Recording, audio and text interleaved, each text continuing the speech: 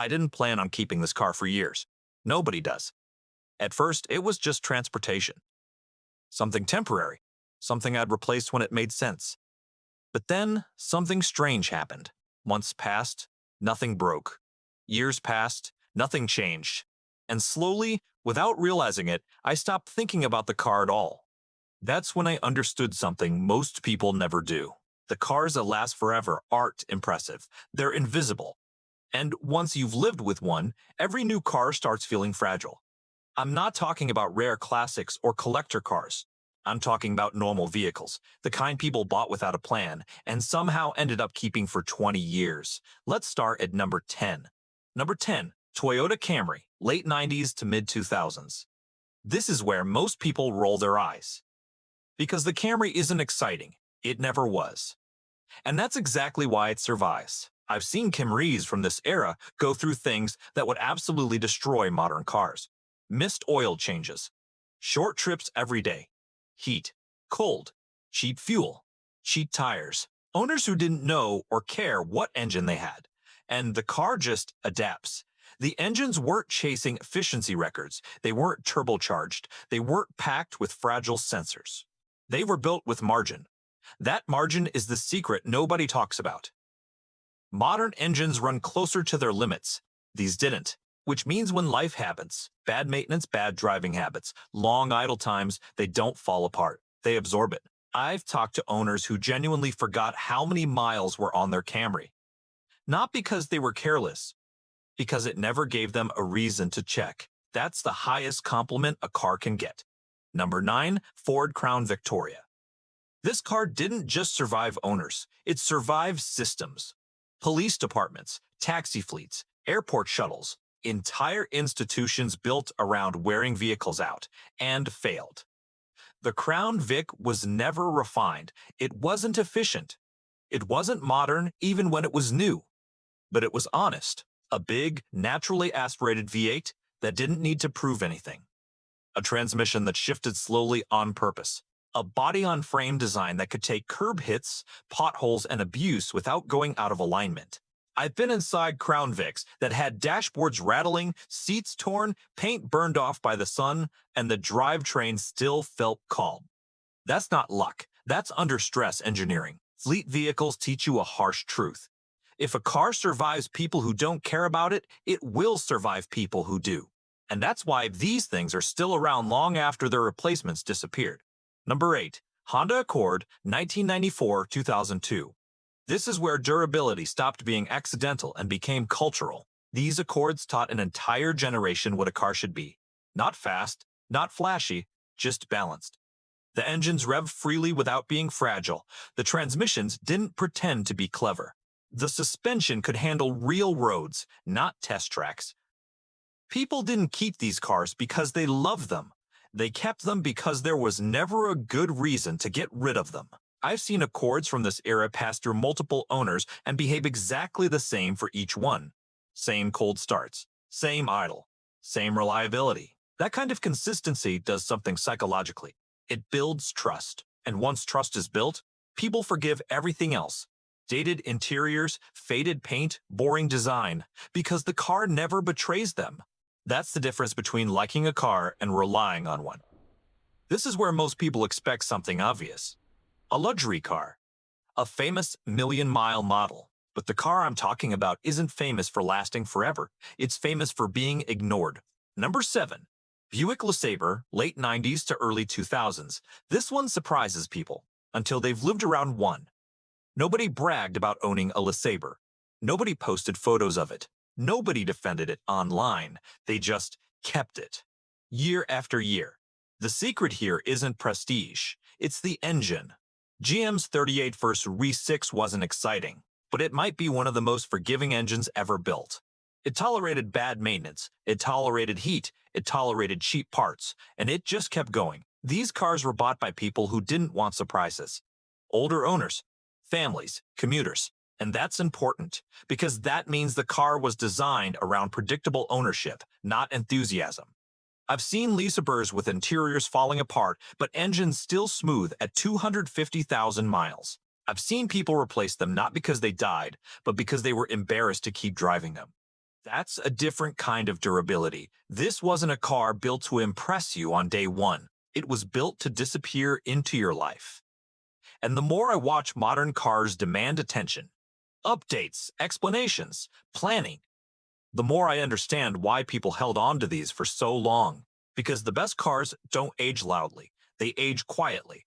And once you've lived with one long enough to realize that, you start judging every new car by a standard most of them can't meet. Number 6 is the kind of car people stop noticing while it's still doing everything right, the Lexus LS400, LS430. I've spent enough time around these to know this isn't nostalgia talking. These cars weren't built to compete. They were built to embarrass everyone else quietly. When Lexus launched the LS, they weren't chasing features. They were chasing silence, smoothness, longevity. They tore engines apart after hundreds of thousands of miles just to see what failed, and then fixed it before customers ever saw it. Owners didn't understand how overbuilt these cars were until years later. Door seals that still shut softly after decades, engines that idle like they're barely awake, transmissions that don't hunt, don't jerk, don't argue. What keeps these alive isn't just Toyota reliability, it's engineering arrogance, the confidence to overbuild when nobody was asking for it. I've met LS owners who stopped tracking maintenance because nothing ever escalated. Small issues stayed small, big issues never showed up. That's rare. These cars don't feel old when they age, they feel settled, and that's a different experience entirely. Number 5 is where things get interesting, because this one survives in the exact opposite way. The Jeep Cherokee XJ. This thing shouldn't last. On paper, it makes no sense. Crude interior, questionable build quality, electrical quirks. But the core of it, the part that matters, is stubborn. The 4.0 inline-6 is legendary for a reason. Not because it's efficient, not because it's refined, because it tolerates abuse that would kill modern engines instantly. These engines run hot, they run dirty, they run long, and the rest of the vehicle is so simple that owners learn it instead of fearing it. I've watched XJS rack up mileage not because they were pampered, but because they were fixable. Owners didn't panic when something went wrong. They grabbed tools, they learned. That relationship matters. Modern cars scare owners into dealerships. This one invites you under the hood. And when a car teaches you how to keep it alive, it usually survives far longer than it deserves to. Number 4 is quieter, more suburban, and that's exactly why it works. The Toyota 4Runner, 3rd and 4th gen, these didn't survive because they were flashy off-roaders. They survived because Toyota never tried to reinvent them. Body on frame stayed body on frame. Engines stayed naturally aspirated. Transmissions stayed conservative. Owners didn't feel rushed to upgrade. There was no dramatic redesign that made the old one feel obsolete overnight. I've seen 4Runners pass down through families like furniture. Not because they're sentimental, because replacing them feels unnecessary. They tolerate neglect. They tolerate age. They tolerate mileage. And more importantly, they tolerate inconsistency, missed services, uneven driving patterns, long idle periods. That's real-world durability, not brochure durability. When people say they don't make them like this anymore, this is usually what they mean.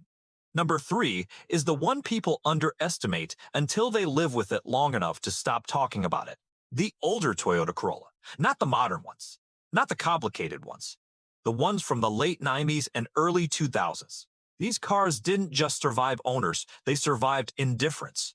Nobody planned maintenance schedules around these. Nobody obsessed over specs. They were appliances in the truest sense.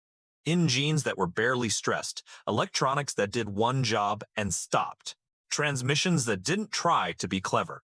I've seen Corollas hit absurd mileage while being driven by people who couldn't tell you what engine they had. That's the real test. A car that only lasts if you care about it isn't durable. A car that lasts even when you don't. That's something else. And that's why these still show up everywhere, quietly, blending into traffic while newer cars come and go around them.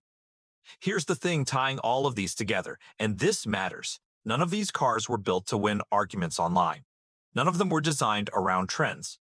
None of them needed cost and justification. They aged well because they didn't fight time. And the closer we get to the final cars on this list, the clearer that pattern becomes. Because the next ones didn't just survive age, they survived modernization pressure.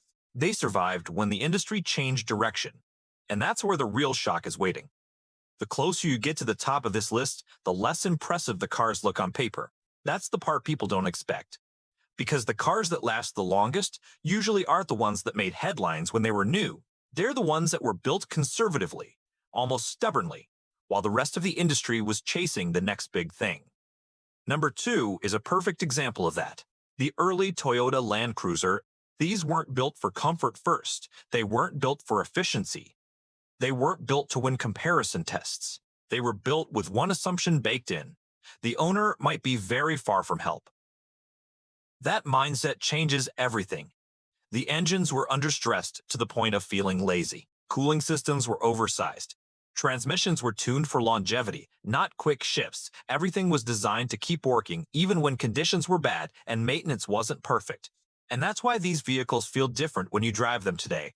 They don't feel old. They feel calm. I've seen Land Cruisers with mileage that would scare buyers away from most modern vehicles, and yet the way they drive tells a different story. No rattles, no hesitation, no drama. Owners don't talk about these vehicles with excitement. They talk about them with confidence. They don't wonder if it'll start tomorrow. They assume it will. And once a car earns that assumption, it becomes incredibly hard to replace, even when newer options are objectively better on paper. But number 1 on this list isn't famous for off-road dominance. It isn't famous for luxury. And it definitely isn't something people flex. That's why it surprises almost everyone. Number 1 is the car that taught me what built to last forever actually means. The late 90s to early 2000s Toyota Corolla. Not because it's exciting, not because it's special, because it survives apathy. This car didn't require you to care. It didn't punish you for forgetting about it. It didn't escalate small problems into expensive ones. People drove these cars with no plan. They skipped oil changes. They ignored warning lights. They treated them like disposable transportation. And somehow, they weren't disposable. I've seen Corollas hit absurd mileage while being driven by people who couldn't tell you what engine they had, what year it was, or when the last service happened. That's the real test. A car that only lasts if you love it isn't truly durable. A car that lasts even when you don't pay attention, that's something else entirely. The engineering wasn't ambitious, the tech wasn't clever, the design wasn't trying to impress. Everything about it said, just let me do my job. And that's why they're still everywhere, quietly moving through traffic, blending into the background, outliving cars that were supposed to be better. That's the uncomfortable truth people don't like admitting. Most cars don't fail because they're bad. They fail because they asked too much from the owner. Too much attention, too much planning, too much forgiveness. The cars that last forever don't demand a relationship. They disappear into your life. And once you've owned something like that, really owned it, you start judging every new car differently. Not by how it looks, not by how fast it is, but by one simple question. Will this still feel easy 10 years from now? Most cars can't answer that. These did. If you've owned one of these, or you're still driving something that just refuses to quit, I want to hear about it. Drop it in the comments. And if this kind of long-form, honest car talk is your thing, stick around. I'll keep making these.